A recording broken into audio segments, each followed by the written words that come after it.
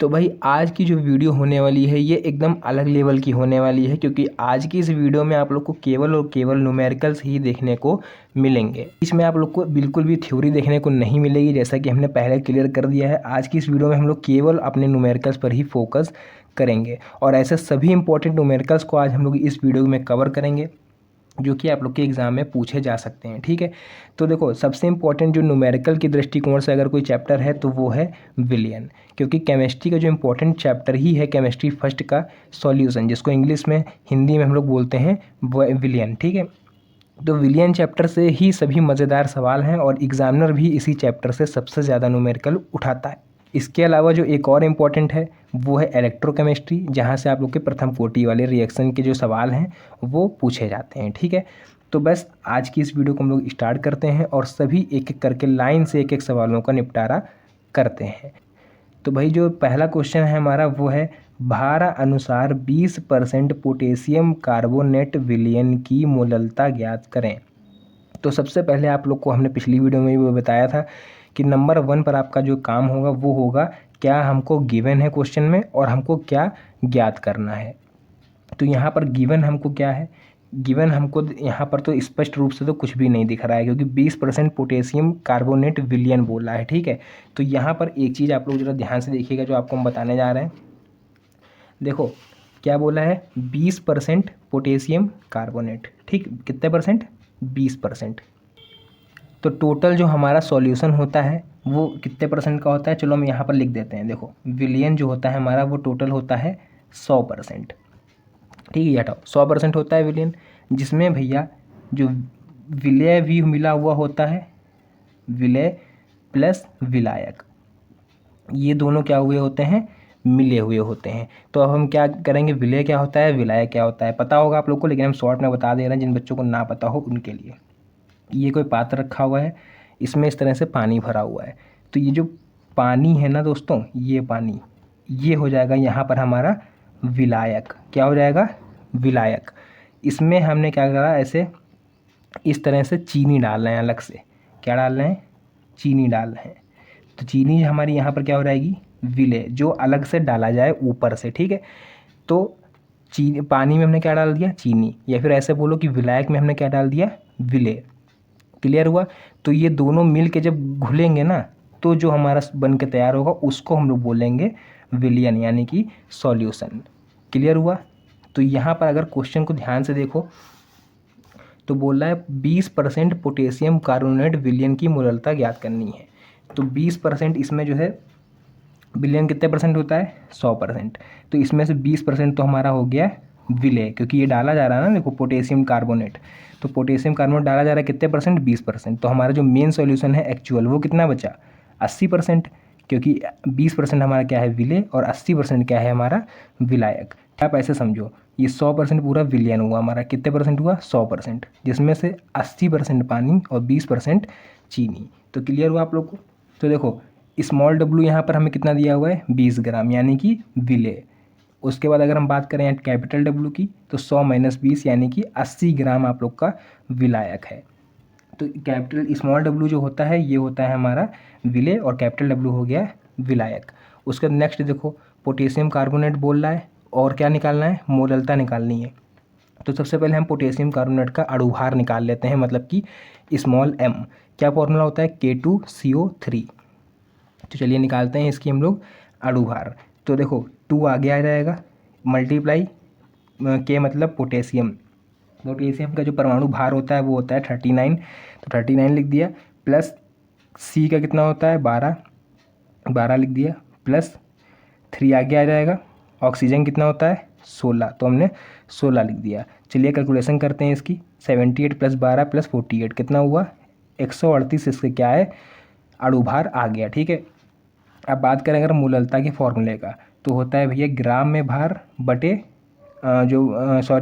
ऊपर जो विलय के मोल होते हैं अपॉन में होता है भार किलोग्राम में। ठीक है, तो जो मोल होते हैं उसको हम लोग लिखते हैं स्मॉल डब्लू और स्मॉल m अपॉन में। ठीक है, और नीचे ग्राम में होता है। ठीक है, सॉरी किलोग्राम में होता है ना, भार किलोग्राम में, तो हमने यहाँ पर ग्राम में कन्वर्ट कर लिया क्योंकि क्वेश्चन में हमें ग्राम में दिया हुआ है। आप चाहो तो ग्राम से इसको यहीं पर किलोग्राम में चेंज कर लो, हमने नहीं चेंज करा है, हमने यहाँ पर ग्राम में ही रखा है इंटू, लेकिन यहाँ पर 1000 लगा दिया था कि जो आंसर आया मेरा वो किस में आया, किलोग्राम में। तो बस अब क्या करना है आप सबकी, आपको जो वैल्यू है वो पुट कर देनी है। स्मॉल डब्ल्यू की वैल्यू दी हुई है 20, वो हमने रख दी। स्मॉल एम की दी हुई है, जो अणु भार आया हमारा वो आया 138, तो हमने रख दिया 138। कैपिटल डब्ल्यू हमारा 80 ग्राम बचा था ना, मेन विलियन जो, तो वो हमने यहाँ 80 ग्राम लिख दिया। 20% हमारा था पोटेशियम कार्बोनेट और 80% हमारा पानी था, तो हमने यहाँ लिख दिया इंटू 1000। आप लोग इसका सॉल्यूशन कर दोगे तो इस तरह से जो आपका 250/138 बचेगा। तो जो फाइनल आंसर होगा वो क्या आएगा, फाइनल आंसर आप लोग को देखने को मिल जाएगा m = 1.8 मोल प्रति किलोग्राम। तो ये रहेगा आपका फाइनल आंसर। और इस तरह से क्या हुआ, जो हमारा पहला इंपॉर्टेंट क्वेश्चन था वो फिनिश हो गया। तो भैया इसको पढ़ना जरूर, क्योंकि ये 2023 में और 2024 में पूछा गया है। तो आप लोग चाहो तो इसका स्क्रीनशॉट वगैरह ले सकते हो। उसका देखो नेक्स्ट हमारा अगला क्वेश्चन है 5 ग्राम NaOH, मतलब कि 5 ग्राम सोडियम हाइड्रोक्साइड को 250 ml जल में घोला गया। तो यहीं से अलग कर लिया करो कि विलय कौन है और विलायक कौन है। तो विलय है हमारा 5 ग्राम NaOH और विलायक क्या है 250 ml जल, ठीक है। तो विलयन की मोलरता ज्ञात कीजिए। सिंपल है बिल्कुल भैया। क्या करोगे, स्मॉल डब्लू मतलब जो विलय का भार है वो कितना है 5 ग्राम, विलय क्या है हमारा NaOH, तो NaOH का ही पहले अणु भार भी निकाल लो। तो सोडियम का होता है भैया 23, O का होता है 16, H का होता है 1। कैलकुलेशन करा, जो अणु भार है वो कितना निकल के आ गया 40। नेक्स्ट अब क्या दिया हुआ है 250 ml दिया हुआ है। क्या होता है वॉल्यूम, यानी कि आयतन कितना दिया हुआ है 250 ml। तो आप ये देखो, इसको दूसरी तरह से चाहो तो ऐसे कर सकते हो, इसको यहीं पर लीटर में चेंज कर लो। अपॉन में 1000 से भाग करा के हमने लीटर में कन्वर्ट कर लिया, तो यहाँ पर आ गया 1/4 लीटर। तो बस अब क्या करना है, मोलरता इक्वल टू फॉर्मूला क्या होता है, विलय के मोल अपॉन में आयतन लीटर में। तो विलय के मोल को हम लोग कैसे लिख सकते हैं, ग्राम में भार बटे अणु भार, मतलब कि स्मॉल डब्लू अपॉन में स्मॉल एम, ठीक है। तो यहाँ पर आप लोग क्या करोगे, स्मॉल डब्लू अपॉन स्मॉल एम कर लिया। आयतन लीटर में था तो आयतन कितना आया लीटर में 1/4, तो 1/4 लिख दिया। अब इस 4 को हम लोग कहाँ भेज देंगे, पहले डब्लू की वैल्यू रख दो। डब्लू की वैल्यू कितनी है 5, मतलब जो ग्राम हमको दिया गया था, ये देखिए स्टार्टिंग में 5 ग्राम, ठीक। तो क्या करोगे, इस 5 को हमने कहाँ भेज दिया, ऊपर भेज दिया। स्मॉल एम की जगह कितना हो जाएगा 40, ठीक है। 40 क्यों हो जाएगा ये यहाँ पर, ये आप लोग को हम बता दें, क्योंकि इसका जो अणु भार है वो कितना निकला 40, इंटू ये 4 कहाँ चला जाएगा ऊपर, तो 4 को ऊपर भेज दिया। यहाँ से आप काटा पिट्टी करोगे तो फाइनल जो आपका आंसर निकल के आएगा वो m = 0.5 मोल प्रति लीटर, ठीक है। तो मोल प्रति लीटर हमने यहाँ पर देखो, हर बार हम यहाँ क्या कर रहे हैं, मल्टीप्लाई में 1000 लगा रहे हैं, लेकिन हमने 2 तरीके बताए आपको। पिछले क्वेश्चन में हमने बताया था कि आप लोग चाहो तो यहीं पर ऊपर ही लीटर में चेंज कर लिया करो, वरना यहाँ पर आप लोग ml में ही रखते। 250 ml अगर रखना था तो 250 ml लगते, लेकिन यहाँ पर इंटू 1000 लग जाता, क्योंकि आंसर हमारा हमेशा लीटर में आता है, ठीक है, लीटर में या फिर किलोग्राम में। तो आई होप आप लोग को ये दूसरा क्वेश्चन भी अच्छी तरीके से क्लियर हो गया होगा। तो चलिए अब देख लेते हैं अपना तीसरा क्वेश्चन। तो देखिए तीसरा क्वेश्चन जो हमारा है वो है 3.65 ग्राम HCl को 100 ग्राम जल में घोला गया है, ठीक है। तो विलय की मोललता ज्ञात कीजिए। तो यहाँ पर विलय क्या है हमारा HCl और विलायक क्या है 100 ग्राम जल। तो सबसे पहले लिख लो स्मॉल डब्लू, मतलब जो विलय होता है उसका भार कितना है 3.65 ग्राम। तो जैसे ये निकालेंगे वैसे इसका अणु भार भी निकाल लिया करो। तो HCl का जो अणु भार हो जाएगा वो H का हो जाएगा 1 प्लस Cl का होता है 35.5। तो दोनों मिला के जो अणु भार निकला वो निकला भैया 36.5। कैपिटल डब्लू मतलब विलायक का भार कितना दिया हुआ है 100 ग्राम, तो हमने 100 ग्राम लिख लिया, ठीक। अब देखो यहाँ पर चाहें तो हम अपॉन में 1000 से करके इसको किलोग्राम में चेंज कर सकते हैं, लेकिन हमने नहीं करा, क्योंकि हमने यहाँ पर फॉर्मूले में चेंज कर दिया, इंटू 1000 लगा दिया, तो यहाँ पर हमने ग्राम में ही रखा, ठीक है। हमने किलोग्राम नहीं रखा, जबकि फॉर्मूला होता है किलोग्राम में। कारण क्या है, क्योंकि हमने 1000 मल्टीप्लाई में पहले से ही लगा दिया है। तो फॉर्मूला होता है मोललता का ये, बस आपको क्या करना है, सारी जो वैल्यू है वो पुट कर देनी है। स्मॉल डब्लू की वैल्यू कितनी दी हुई है 3.65, तो हमने 3.65 रख दी। स्मॉल एम कितना निकला मेरा 36.5, अणु भार इसको बोलते हैं, 36.5 रख दिया। कैपिटल डब्लू कितना दिया हुआ है 100 ग्राम, 100 ग्राम रख दिया, मल्टीप्लाई बाई 1000। तो 1000 से जैसे करेंगे तो देखो ये 2 जीरो से 2 जीरो कट गए, बचा 10। 10 की 3.65 से मल्टीप्लाई कराओगे तो 36.5 आएगा। 36.5 बन जा 36.5, दोनों कट गए। फाइनली जो मेरा आंसर निकल के आ गया वो आया m इक्वल टू 1 मोल प्रति किलोग्राम। देखो आंसर मेरा किलोग्राम में आया ना, इसीलिए हमने यहाँ पर मल्टीप्लाई कराई 1000 से, ताकि मेरा जो आंसर है वो किलोग्राम में ही आए। तो आई होप ये 3 क्वेश्चन हमने आप लोग को स्टार्टिंग में बताया और तीनों आपको समझ में आ गए होंगे। कोई भी क्वेश्चन ऐसा लगे कि समझ में नहीं आया है, कमेंट ज़रूर करना, ताकि उस पर हम फिर से वीडियो बना के आप लोग को और अच्छी तरीके से समझाने का प्रयास कर सकें। तो चलिए देख लेते हैं अपना फोर्थ क्वेश्चन। फोर्थ क्वेश्चन देखिए, उसके बाद क्या कह रहा है हमसे कि 72 ग्राम जल तथा 92 ग्राम एथिल अल्कोहल, ठीक है, के मिश्रण में दोनों का मोल प्रभाव ज्ञात कीजिए। मतलब 72 ग्राम जल और 92 ग्राम एथिल अल्कोहल का हमें मोलर प्रभाव ज्ञात करना है, वो भी अलग अलग, ठीक है, क्योंकि दोनों का पूछा है। तो देखो क्या करोगे, 72 ग्राम जल दिया है तो सबसे पहले H2O एक तरफ लिख लो, दूसरी तरफ लिख लो भैया एथिल अल्कोहल, ठीक है। इसका फॉर्मूला होता है C2H5OH। तो अब हमें सबसे पहले क्या दिया हुआ है, भार दिया हुआ है। तो विलय का भार कितना होता है, स्मॉल w, मतलब कि 72 ग्राम, और विलायक क्या है 92 ग्राम। तो 92 ग्राम मतलब 100 ग्राम है, इसको भी हम लोग स्मॉल w ही रखते हैं। तो स्मॉल w कितना दिया हुआ है 92 ग्राम। अब हम लोग H2O का अगर यहाँ पर अणुभार निकालने तो 18 आएगा। H2O का है ना, H का हो जाएगा 1 और 2, मतलब कि 2 हो जाएगा, और ये 16, 18 हो गया। इसी तरह से अगर हम लोग C2H5OH का निकालेंगे तो ये 2 आगे आ जाएगा। कार्बन कितना होता है 12, प्लस 5 आगे आ जाएगा, H का होता है 1, ऐसे 16 और 1 17, तो टोटल इसका निकलेगा 46, इसका निकला भैया 18। तो इसके बाद अब हम लोग क्या करेंगे, हमें निकालनी है देखो अलग अलग H2O के मोलों की संख्या। मोलों की संख्या निकालने का फॉर्मूला क्या होता है, ग्राम में भार बटे अणुभार। तो नंबर ऑफ H2O यानी कि number of moles in H2O। तो स्मॉल w की वैल्यू कितनी है 72, इसकी है नीचे अणुभार कितना है 18। इसको काट पीट के जो फाइनली हमारे H2O के मोलों की संख्या निकली वो निकली 4। तो अब हम लोग देखते हैं इसी तरह से C2H5OH का। तो भैया इसका क्या होता है, देखो इसका भी इसी तरह से निकाल लो, ऊपर ग्राम में भार बटे अणुभार। ग्राम में भार कितना है 92, अणुभार कितना निकला 46, काट दोगे भैया दोनों को 2 आ जाएगा। क्लियर हुआ। अब हम क्या करेंगे, कुल मोलों की संख्या दोनों को जोड़ लो कितने मोल आए, क्योंकि हमारा जो मोलर प्रभाव का फॉर्मूला होता है वो क्या होता है अभी बताएंगे आपको आगे। कुल मोलों की संख्या 4 और 2 6। तो देखो मोलर प्रभाव का जो फॉर्मूला होता है वो बोलता है कि जिसका आपको मोलर प्रभाव या फिर मोल अंश निकालना है तो उसका आप लोग को ऊपर रखना पड़ेगा और नीचे दोनों का रखना पड़ेगा। जैसे यहाँ मान लेते हैं हमें जल का निकालना है, तो जल का ऊपर रख लेंगे, जो मोल होंगे 4, बाकी नीचे होंगे वो दोनों के जुड़ेंगे, इसके भी इसके भी। तो देखो फॉर्मूला इसका एग्जाम्पल बताते हैं आपको।